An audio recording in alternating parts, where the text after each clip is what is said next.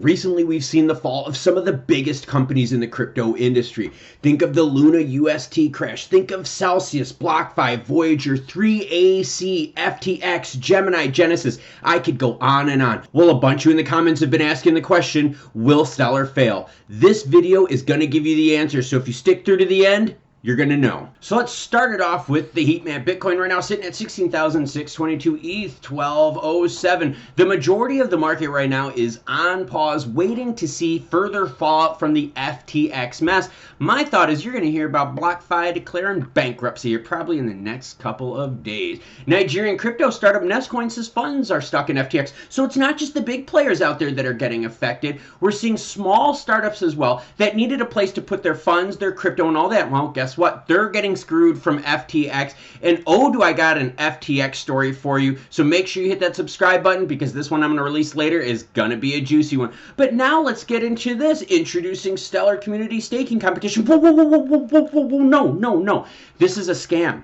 Yep, this is a scam. I broke the video yesterday, and the sad part is, within 15 minutes of me breaking this video, I had a viewer email me as well as comment saying, I lost 20,000 tokens in this. I verified it, we've tracked it, complete mess. I'm going to have this video linked at the end so you could see the red flags to keep you safe, because these scams are getting good, but not good enough to fool old Klaus. And I will make my promise to you publicly right here. I'm going to try even harder to break these scam stories even faster so that less and less people get affected. I really do love the Stellar chain. I've done over 1,000 videos in the last 2 years covering Stellar. This is one of the most fun times in my life. But now let's get on to, Stellar. Are they going to fail? Are they going to make it? All right, let's start talking. Danelle Dixon got up on Twitter and she's like, talk is cheap, action is real, Bitwage gets it. By the way, this was on their Twitter today, all right? This is new stuff. For many people living in Latin America, receiving paychecks through traditional bank wire transfers can sometimes take up to 6 months, way too long. Bitwage solves this problem with Stellar. And remember, those transactions on the Stellar chain only take 3 to 5 seconds. Could you imagine getting paid 3 to 5 seconds versus 6 months? Imagine living in Africa. You are busting your butt out there. You have to wait 6 months for a paycheck. How many people in those and underbanked societies have that much capital to float a 6-month wait time for payment? Again, someone now is building on Stellar. Why? Because their chain is safe, it's fast, it's reliable, and very inexpensive. Because remember, the fee to move, whether it's $1 billion, $1 million, or $1, is the same. And we're going to get into that because there's some mechanical juicy goodness in there that I want to share with you. Now let's get to another tweet. Keep on keeping on, still building at stellar.org. Reach out if you want to learn more about the first regulated Japanese yen stablecoin and its real world use cases. Yep, GMO-Z worked with Stellar to do the first Japanese yen stablecoin. Now hold on. You're going to be like, okay, Klaus, stablecoins are so boring. Are they, everyone? I'm probably going to convince you that they're not so boring here in about the next minute or so.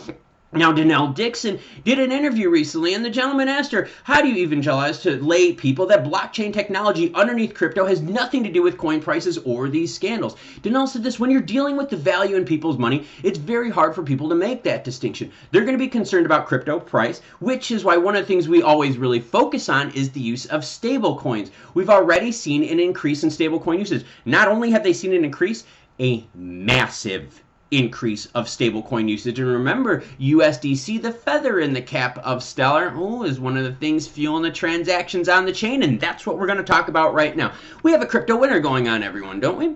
Things have been brutal in the market since what, November of 2021? But if you look at this chart right here, you don't see that, do you? Because guess what? In November of 2021, in a 2-week time period, they had 89 million transactions. Now, hold up. That's when the bull market was still pretty strong, okay?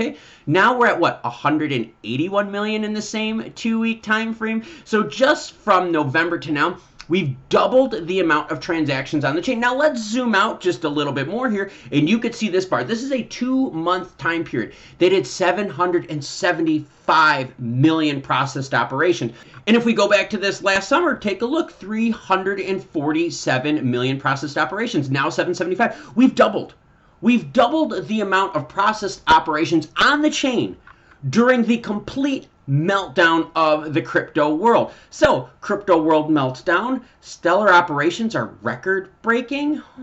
Interesting. Now, speaking of those operations, earlier I brought up that said, hey, whether you move $1, 100,000, a million, or whatever, you still pay the same amount to move that money. That's why settlement is done in stablecoins. I'm going to get into that. But that fee that you pay, the ticket to use the Stellar chain, right, underbanked and all that, the ticket to use it is the XLM. That gets locked up in this fee pool. We are now seeing more and more Lumens get locked up faster and faster. Why? Because more people are using the Stellar chain. Now, if you look on the screen right here, you're going to see that you've got XLM sorted by overall rating. Look at it. You got XLM, YXLM, USDC. There's that stable coin, and that's a fairly recent product put on there. Now, hold on. We're going to go a step further. All right, now let's do this. Let's look at, if we go by weekly trade volume, what's at the top, everyone? USDC, a stable coin. Interesting, isn't it? Because didn't I just talk about a story that said the Japanese yen, they've got a stable, oh, there it is up on the screen right now.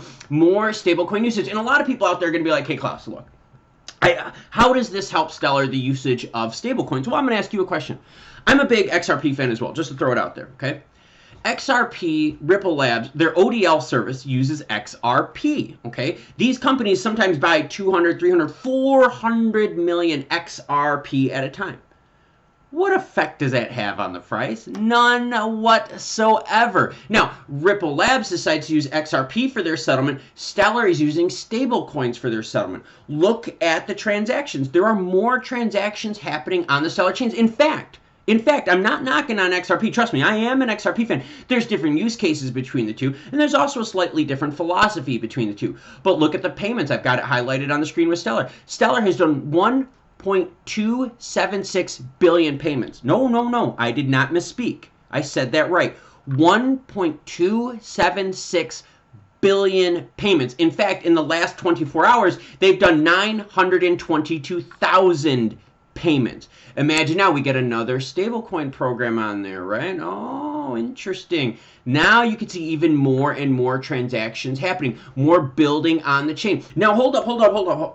I got something else I want to show you. Remember that video I just did a few days ago, Can't Stop Stellar? The SIM card, yep, that's right.